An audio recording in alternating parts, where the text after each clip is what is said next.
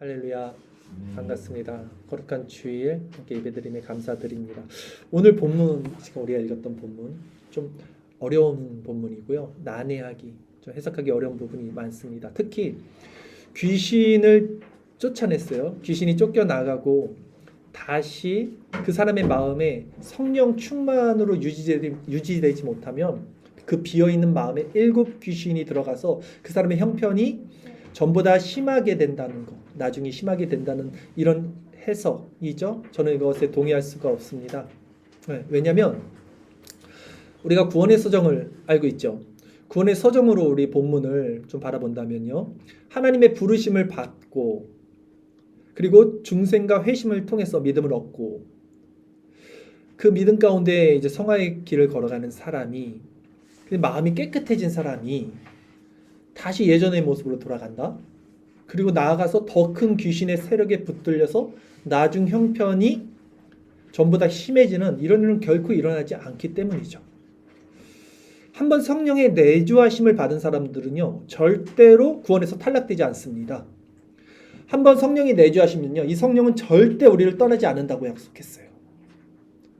이 내주하시는 성령은 우리를 견인합니다. 구원으로 완성시킵니다. 믿음을 통해서 우리를 완성시켜요.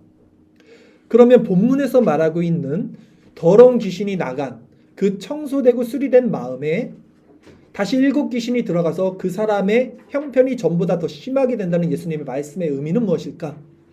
오늘은 이 본문을 통해서 예수님의 하시는 말씀의 진의가 무엇이며, 나아가서 이 말씀을 통해 우리 삶에 어떤 적용점을 가져야 하는지, 당신의 빈 마음은 무엇으로 채워지는가?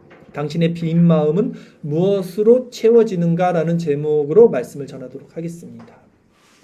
본문 함께 보도록 하겠습니다. 누가복음 11장 14절 한 절 말씀 같이 읽겠습니다. 예수께서 한 말 못하게 하는 귀신을 쫓아내시니 귀신이 나가매 말 못하는 사람이 말하는지라 무리들이 놀랍게 여겼으나. 오늘 본문의 시작은요, 예수님께서 축기라고 하고 축사라고도 하는 귀신을 쫓아내는 사역을 행하시는 것으로 시작합니다. 예수님의 이 기적의 핵심은 뭐냐면요, 항상 하나님 나라의 표지예요. 그냥 귀신 쫓아내는 게 아니라 하나님 나라는 이런 것이다를 보여주기 위해서 기적을 행하시는 거예요. 자, 축기 사역은요, 예수님의 초림으로 인한 하나님 나라가 임했다는 표지였던 거예요. 그리고 나서 본문 11장 15절 16절 두 절 말씀 읽겠습니다. 그 중에 더러는 말하기를 그가 귀신의 왕 바알세불을 힘입어 귀신을 쫓아낸다 하고, 또 더러는 예수를 시험하여 하늘로부터 오는 표적을 구하니. 당시 예수님의 이런 사역을 어떤 사람들은요, 야, 귀신의 왕 바알세불의 힘을 입어서 저들이 저렇게 하는 거다라고 말했어요. 또 다른 어떤 사람들은 마치 엘리야처럼 하늘에서 내리는 불을 한번 보여줘봐, 그럼 믿을게 라고 더 큰 표적을 요구하기도 했습니다. 그러나 예수님께서는 그들에게 생각을 아시고 이렇게 말씀하십니다. 본문 누가복음 11장 17절에서 19절까지 말씀 같이 읽겠습니다. 예수께서 그들의 생각을 아시고 이르시되 스스로 분쟁하는 나라마다 황폐하여지며 스스로 분쟁하는 집은 무너지느니라. 너희 말이 내가 바알세불을 힘입어 귀신을 쫓아낸다 하니, 만일 사탄이 스스로 분쟁하면 그의 나라가 어떻게 서겠느냐? 내가 바알세불을 힘입어 귀신을 쫓아내면 너희 아들들은 누구를 힘입어 쫓아냈느냐? 그러므로 그들이 너희 재판관이 되리라. 자, 어떻게 서로 망하려고 귀신을 쫓아낼 수 있냐라는 거예요, 한마디로 말씀드리면. 예수님은 내가 바알세불을 힘입어서 귀신을 쫓아내는 것이라면 너희 아들들은 누구를 힘입어 귀신을 쫓아내냐고 반문하시죠. 여기서 아들들이 누구냐면 당시 유대 1세기 문헌, 역사 문헌을 살펴보면요, 종교 지도자들의 어떤 제자들 중에 축기 사역을 하는 자들이 있었습니다. 이들을 가리키는 거예요. 즉 예수님은 그들을 가리켜서 귀신의 힘으로 귀신을 쫓아내는 것이라면 너희가 한 그 말로 말미암아 너희 제자들이 너희 심판관이 될 것이다. 너희든 그 말로 네 제자들에게 심판을 받을 거야. 귀신이 어떻게 귀신을 쫓아내냐? 네 제자들은 어떻게 귀신을 쫓아내는 거야? 라고 말씀하시는 거예요. 그리고 이어서 말씀하십니다.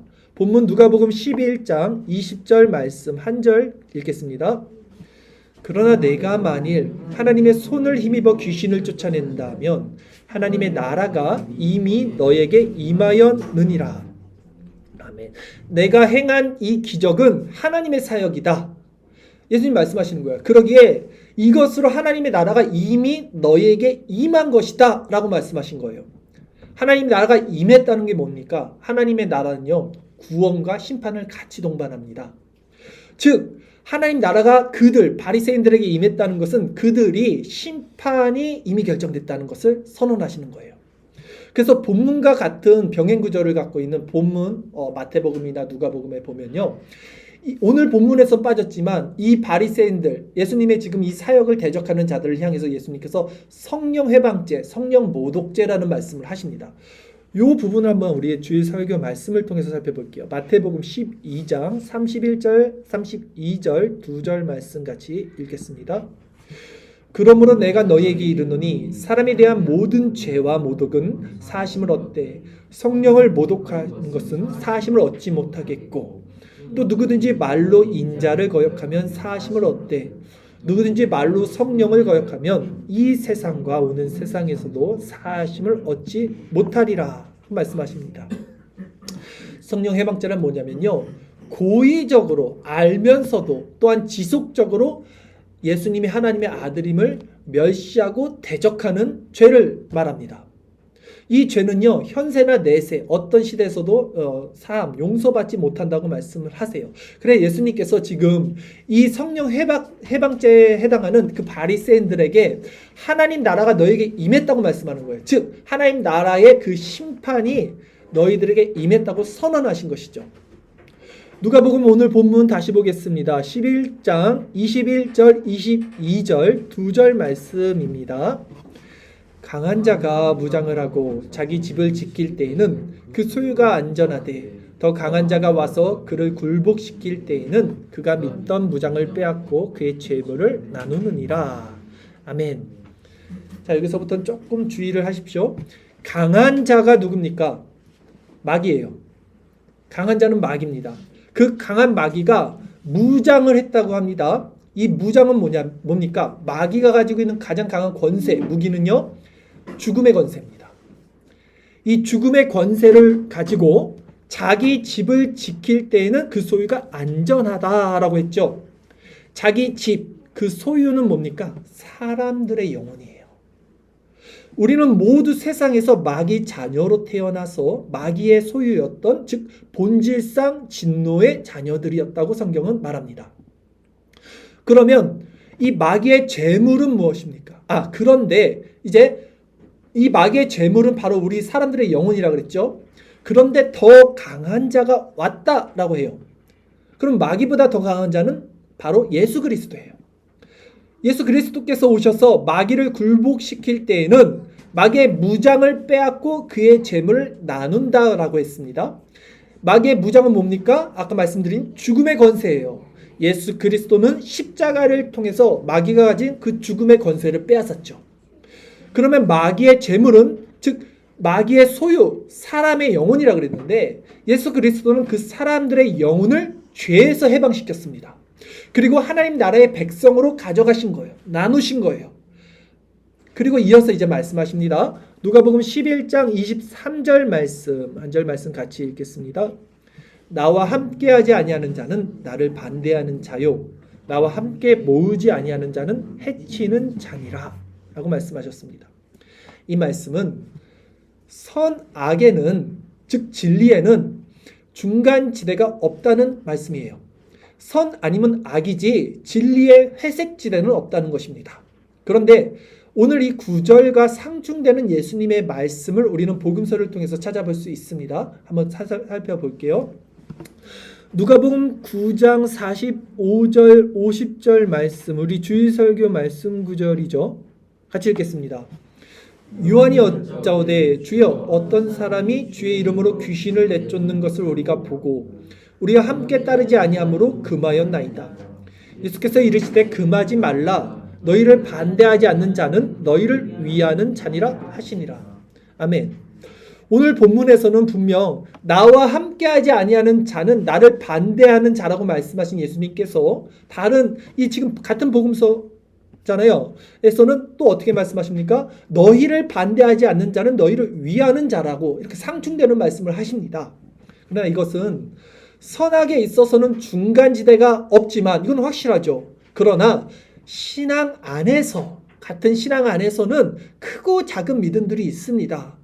그들을 돌보고 그 작은 자들을 돌보고 이해한다는 측면에서 우리가 균형을 잡을 수 있는 부분이에요. 그러니까 이런 성경에 상충되는 말씀들을 올바르게 해석할 수 있는 통찰력이 우리에게 필요합니다. 자, 그리고 오늘 문제의 구절이죠. 이제 24절에서 마지막 26절까지 말씀을 같이 읽겠습니다. 더러운 귀신이 사람에게서 나갔을 때에 물 없는 곳으로 다니며 쉬기를 구하되 얻지 못하고 이에 이르되 내가 나온 내 집으로 돌아가리라 하고 가서 보니 그 집이 청소되고 수리되었거늘 이에 가서 저보다 더 악한 귀신 7을 데리고 들어가서 거하니 그 사람의 나중 형편이 전보다 더 심하게 되느니라. 아멘. 자, 한번 살펴볼게요. 하나씩. 성경에서 물은 뭘 의미하냐면요, 생명과 죽음, 그러니까 죽음과 생명으로 연결되는 지점이 물입니다. 그래서 노아 시대 물로 심판을 받을 때 구원의 방주인 예수 그리스도 안에 있는 자들만이 생명을 얻었음을 성경은 예표하고 있습니다. 그러게 또한 물은 세례를 의미하는데요, 세례는 곧 죄 씻음과 중생을 가리킵니다. 그래서 이스라엘 백성들이 홍해를 건너므로 세례를 받고 그 세례가 새로운 생명의 표가 되는 것이죠. 그러면 더러운 귀신이 사람에서 나갔다는 말은 그래서 물 없는 곳으로 다니기를 원했다는 그 이유는 뭡니까? 물이 없는 곳은요, 죄를 씻지 않는 곳이죠. 즉 중생이 일어나지 않는 상태를 의미하는 것입니다. 귀신이 쉴 곳은 그런 곳이에요. 죄가 많은 곳, 죄를 씻지 않는 곳, 중생이 일어나지 않는 곳. 그래서 성경은 마귀를 대적하면 마귀가 너희를 피한다 그러는 거예요. 마귀가 어떻게 피합니까? 우리가 거룩해지면요, 마귀는 우리를 피할 수밖에 없어요. 우리가 죄를 씻으면 마귀는 죄가 있는 곳에 함께할 수 없어요. 즉 낮은 심령 가운데 회개하는 자들에게는 마귀가 덤빌 수가 없습니다. 그래서 제가 오늘 칼럼에서도 이게 썼죠. 가장 강한 마음은 낮은 마음이에요. 자, 그런데 여기서 우리가 이제 주의할 것은 귀신이 나갔습니다.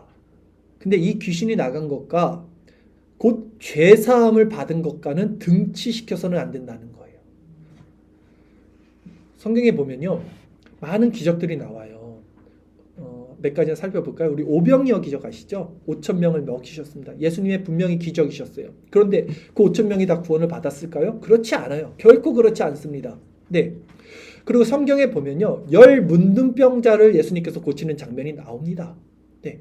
근데 그 중에 한 사람만 하나님께 영광을 돌려요. 그리고 예수님께 다시 와서 감사를 드려요. 그때 예수님이 어떻게 말씀하냐면 왜 9명은 어디 갔냐고 그 9명을 책망합니다. 그리고 그 감사는 그 한 문둥병자에게 어떻게 말합니까? 네가 구원을 받았다 그래요. 네. 모든 기적과 치유 사역이 구원과 등치되지는 않는다는 거예요. 또 마태복음 7장에서도 보면요, 그날에 우리가 주의 이름으로 귀신을 쫓아냈다고 말했던 그들에게 예수님은 너 모른다 라고 합니다. 그렇다면 이 사실들은 우리에게 무엇을 말해줍니까? 즉 본문에 나온 더러운 귀신이 나간 사람의 상태는 구원받은 자의 마음 상태가 아니라는 거예요. 네.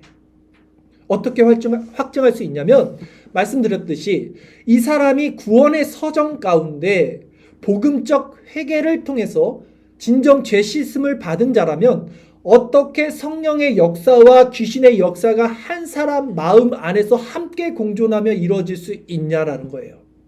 중생을 통해 한 번 내주하신 성령 하나님은 절대 우리를 떠나지 않는데 어떻게 양심론이 있을 수 있냐는 거예요. 그러니까 이 사람은 진정 회개 가운데 있던 사람이 아니었다는 거예요. 요한복음 14장 16절에서 17절 말씀, 주의 설교 말씀 9절 읽겠습니다. 내가 아버지께 구하겠으니 그가 또 다른 보혜사를 너희에게 주사 영원토록 너희와 함께 있게 하리니 그는 진리의 영이라. 세상은 능히 그를 받지 못하나니 이는 그를 보지도 못하고 알지도 못함이라. 그러나 너희는 그를 아나니 그는 너희와 함께 거하시며 또 너희 속에 계시겠습니다. 아멘. 보혜사 성령이 우리에게 왔습니다. 그 성령은요, 영원토록 너희와 함께 있게 한다 그랬어요. 영원토록. 왔다 갔다 하는 게 아닙니다. 성령은요. 한 번 성령의 내주는 영원토록 함께 하시는 거예요. 믿습니까? 이런 거 한번 해줘야 되나? 자, 죄송합니다. 그러기에 오히려 보세요. 신앙의 외적 부르심과, 그러니까 외적 부르심, 내적 부르심 아시죠? 외적 부르심과 율법적 회개를 통해서 자신의 구원을 확신하고 있는 사람이 그 마음이 공허하고 비어 있음에도 아무 영적 자각 없이 구원의 확증을 계속하고 있다면 그런 믿음은 분명 가장 위험한 7 귀신 들릴 믿음이라는 거예요. 오늘 말씀은요, 여러분. 성경은 분명히 한 번 빛의 조명을 받고 신령한 것을 맛보고도 구원에서 떨어지는 자가 있다고 말을 합니다. 사울 왕과 가룟 유다 역시 누가 봐도 자타공인 구원에서 탈락한 자라고 여길 수 없는 자들임에도 불구하고 결국 내적 부르심 안에 있는 자들이 아님이 마지막에 탈로 났던 자들이었어요. 그럼 이 빈 마음의 상태가 지금 누구냐? 예수님이 지금 이 말씀을 누구를 향해서 하고 있는 거냐는 거예요.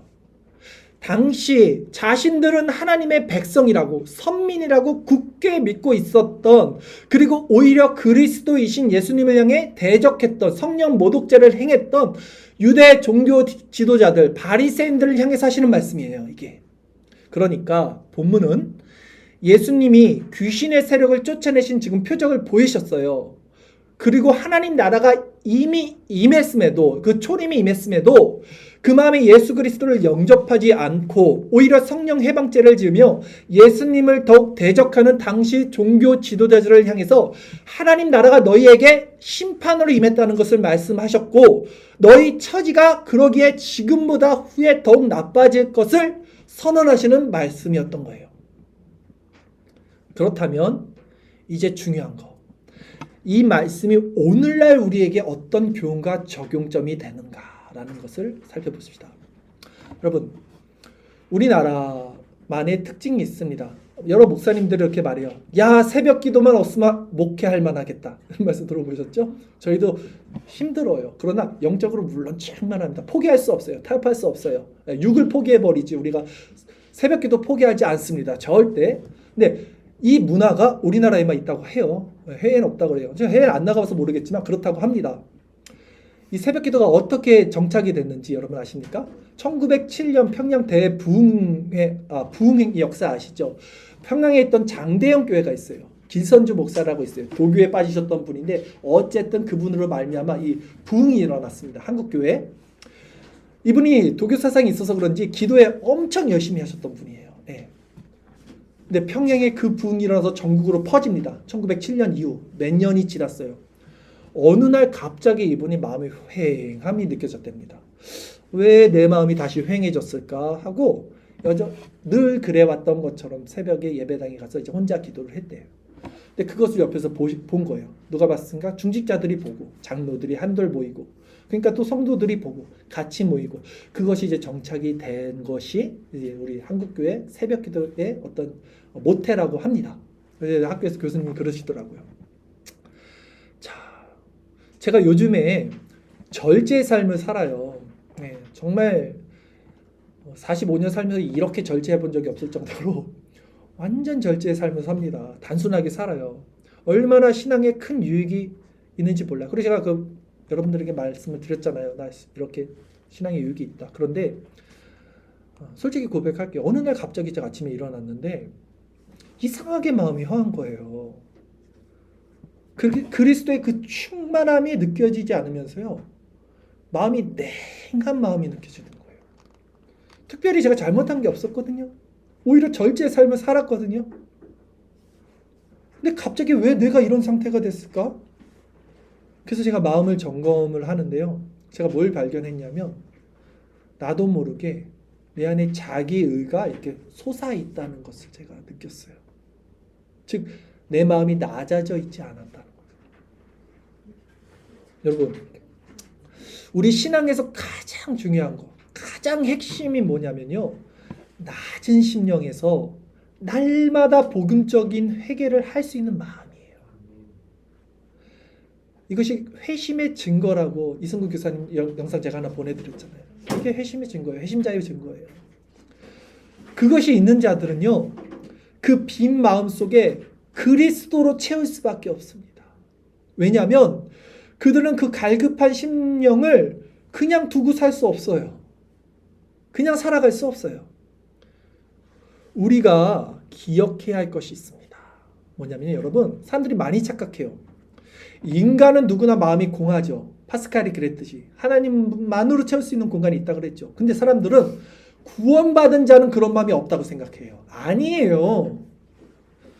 구원받은 자든 구원받지 못한 자든 인간은 누구나 평생 죽을 때까지 그 죄된 육신을 입고 있기 때문에 이 공허함이 여전히 잔존하는 죄의 습성 가운데 남아 있습니다. 바울이 그러잖아요. 로마서에서 오라 나는 공고한 자로다. 그러면 구원받은 자와 구원받지 못한 자가 무엇이 다른가? 라고 했을 때 하나님의 백성은요, 이 공허하고 가난하고 빈 마음을 오직 그리스도만으로 채우고자 하는 갈급한 심령이 있어요. 그래서 그것을 구할 수 있고 또 그것을 구할 때마다 주시는 은혜를 받게 됩니다. 이게 다른 거예요. 그러나 구원받지 못한 자들은 그 빈 마음을 다른 것으로 채우는 거예요. 그리고 다른 것으로 채우고 있으면서도 여전히 자신은 예수님을 믿고 있다고 착각하는 것, 이것이 다른 겁니다. 왜? 진정 하나님의 자녀가 아닌 자들은 이 마음을 구하지 못해요. 갈급한 심령이 없는데 어떻게 구합니까, 여러분? 그러니까 흉내를 내는데 그것이 바로 율법적 회개인 거예요, 결국. 그러기에 신앙생활을 하면서 이런 냉한 마음이 있음에도, 냉한 마음은 다 있어야 돼요. 없는 게 아닙니다. 착각하지 마세요. 냉한 마음이 다 있음에도 불안하지도 않고, 이게 문제라고요. 갈급함도 없다면 그런 상태가 바로 결국 7 귀신이 들어가는 상태라는 거예요, 여러분. 가장 무서운 상태예요, 이게. 나 너 도무지 모른다라고 하는 상태예요. 마태복음 7장에서. 자신은 믿고 있다고 확신했던 상태예요. 즉 그들은 내적 부르심과 복음적 회개 안에 있지 못한 채 구원받았다고 착각하지만 결국 유기되는 자들이에요.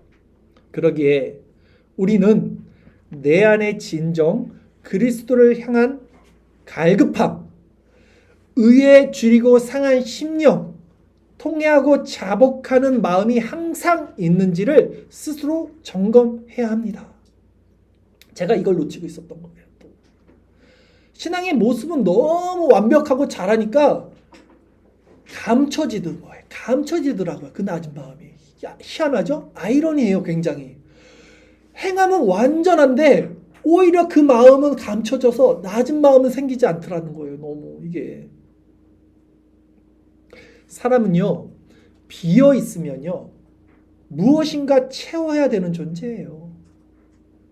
진리는 단순합니다. 하나님 것으로 채우든 아님 세상 것으로 채우든 사람은 둘 중 하나로 채워요. 선, 악, 진리는 둘 중 하나, 회색지대에 없다라 그랬죠. 그리스도만으로 충만하기를 소망하십시오. 그리스도 외 다른 것들을 마음과 생각에서 제거하시기를 피 흘리기까지 싸우십시오.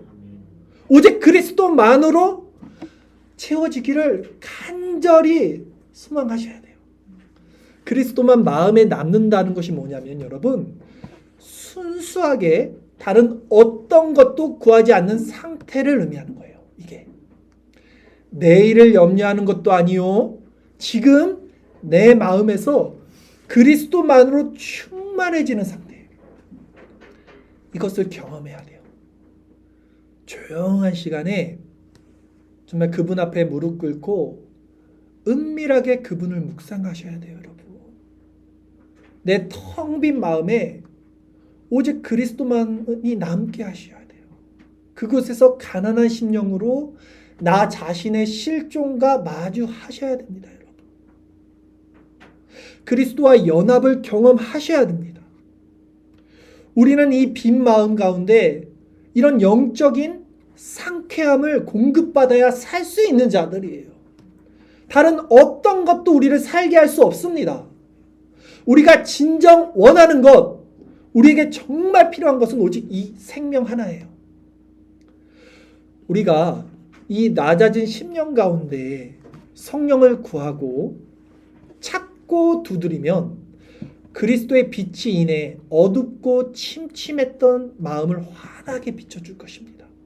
그러면 여러분 힘이 날 거고 살 맛이 나고 소망이 생기게 됩니다. 그리고 이런 마음 가운데서만 이제 다른 이들이 보이고 다른 이들의 유익을 구하는 마음 상태로 변하게 됩니다. 이 은혜를 받으면요, 환경과 처지는 그대로지만 이제 살아갈 수 있게 돼요. 이게 사는 거예요. 이게 생명. 마음이 살아있게 되기 때문에 세상이 달라 보이게 됩니다. 그래서 이 마음을 경험하면 이 마음을 계속 구하게 돼요. 그리고 더 깊이 기도하게 됩니다. 이것이 바로 일용할 양식을 구하는 거예요. 생명의 떡인 그리스도. 신실하신 하나님께서는 여러분, 제가 이 마음을 구할 때 한 번도 주시지 않은 적이 없었어요. 정말 신실하십니다. 왜? 구하는 자에게 좋은 것을 주신다고 그분의 언약 가운데 분명히 약속하셨어요. 우리가 몰라서 못 구하는 거예요. 그리고 못 구하니까 못 받는 거예요. 이 말씀 신실한 언약에 기대서 정말 그 상한 심령, 낮은 심령, 텅 빈 심령 가운데 그리스도만을 소망하면요, 반드시 주셔요. 주시지 않은 적이 한 번도 없습니다. 문제는 뭡니까? 우리 심령이 낮아지지 않는다는 거예요. 낮아지지 않았음에도 나는 낮아지지 않았다는 것을 모르고 있다는 거예요. 이 모든 비밀의 열쇠는 낮아지는 마음이에요. 여러분, 이건 우리 힘으로 할 수 없습니다. 우리 힘으로 절대 할 수 없어요. 여러분의 마음은 지금 무엇으로 채워지기를 원합니까? 오늘 설교 제목, 당신의 빈 마음은 무엇으로 채워지는가? 인간의 마음은 비어 있습니다. 공허합니다. 공고한 마음이라고 합니다. 바울은. 인간이 그 마음을 항상 무엇으로 채워야만 합니다. 선 아니면 악, 하나님 아니면 세상입니다.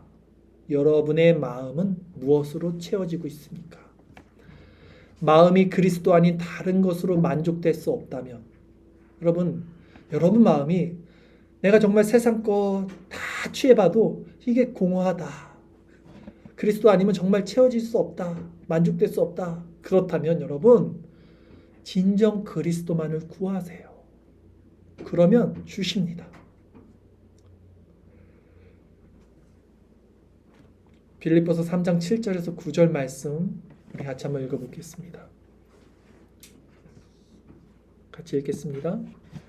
그러나 무엇이든지 내게 유익하던 것을 내가 그리스도를 위하여 다 해로 여길 뿐더러 또한 모든 것을 해로 여김은 내 주 그리스도 예수를 아는 지식이 가장 고상하기 때문이라. 내가 그를 위하여 모든 것을 잃어버리고 배설물로 여김은 그리스도를 얻고 그 안에서 발견되려 함이니 내가 가진 의는 율법에서 난 것이 아니요 오직 그리스도를 믿음으로 말미암은 것이니 곧 믿음으로 하나님께로부터 난 의라. 아멘.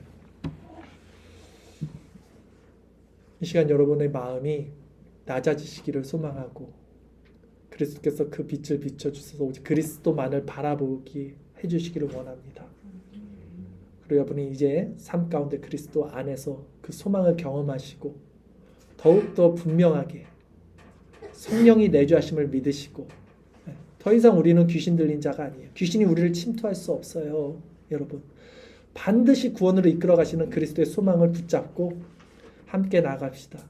기도드리겠습니다.